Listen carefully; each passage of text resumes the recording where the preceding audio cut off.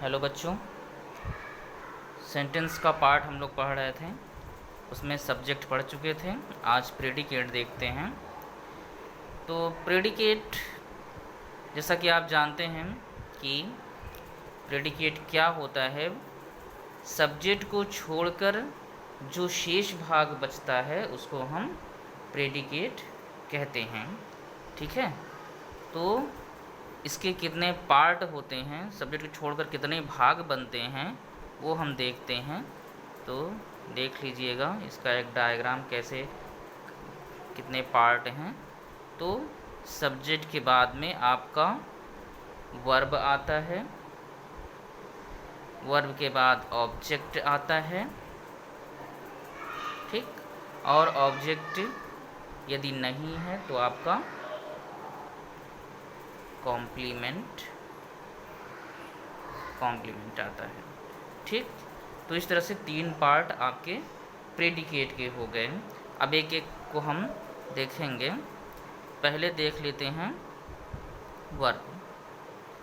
अब वर्ब क्या होता है, थोड़ा सा इसके बारे में देख लेते हैं। वर्ब जब हम कोई क्रिया करते हैं, है ना, जैसे सो रहे हैं, पढ़ रहे हैं ना, खेल रहे हैं, तो ये खेलना, सोना, पढ़ना, ये क्या है? क्रिया है। क्रिया मीन्स वर्ब, है ना। तो इसको हम लोग क्या बोलते हैं? क्रिया। इसका अगर हम डिफिनीशन देखें तो है the verb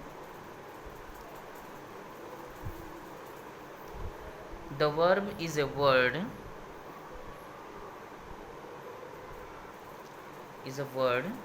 used to express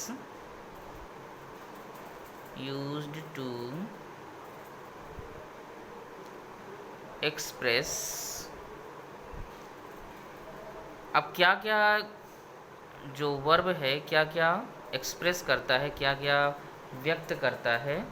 जैसे हमने कहा कार्य को, क्रिया, एक्शन, है ना। और क्या? फीलिंग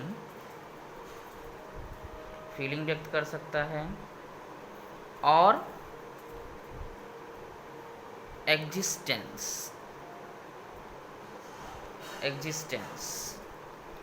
ठीक। मतलब ये एक्शन व्यक्त करता है, फीलिंग व्यक्त कर सकता है, एग्जिस्टेंस मतलब किसी चीज़ का अस्तित्व व्यक्त करता है। और क्या कर सकता है? It tells us something, it tells us something about the subject,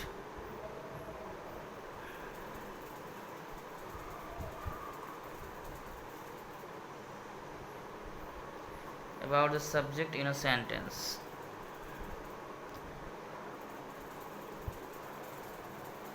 in a sentence, है ना। सब्जेक्ट के बारे में ये कुछ बताता है किसी भी टेंस में, किसी भी वाक्य में, ठीक है। अब कुछ 1-2 एग्जाम्पल देख लेते हैं। जैसे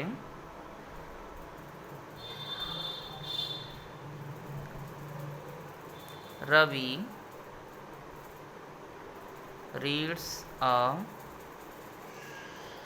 बुक, ठीक। किताब पढ़ता है, पढ़ रहा है, एक्शन कर रहा है, एक्शन शो कर रहा है, ठीक। अब दूसरा, आई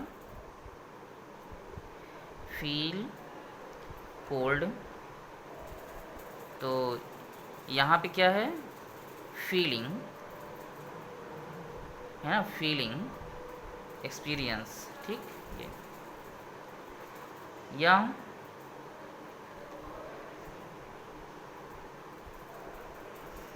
Dasharath was a great king, ठीक। ये क्या है? एग्जिस्टेंस,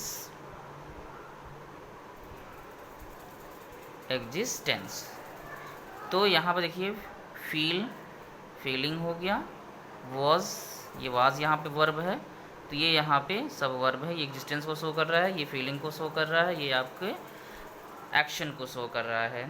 ठीक, तो इस तरह से जो है ये क्रिया होती है। अब अगर हम थोड़ा सा क्रिया को और ज़्यादा एनालिसिस करें, क्रिया के बाद क्या है, थोड़ा यहीं पर हम क्रिया को और देख लेते हैं। तो जैसे वर्ब को अगर हम और ज़्यादा जो है यहाँ पे लिख दें वर्ब काइंड्स मतलब कितने प्रकार हैं, तो कितने प्रकार होंगे इसके। एक आप लोग हम हमेशा बोलते हैं मेन वर्ब है ना, मेन वर्ब मुख्य क्रिया। दूसरा ऑक्सिलरी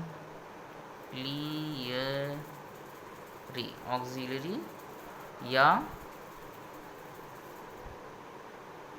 हेल्पिंग वर्ब, ऑक्सिलरी या हेल्पिंग वर्ब, दो मुख्य रूप से हैं, मेन वर्ब और ऑक्सिलरी वर्ब। ठीक है, अब मेन वर्ब क्या है, ऑक्सिलरी वर्ब क्या है।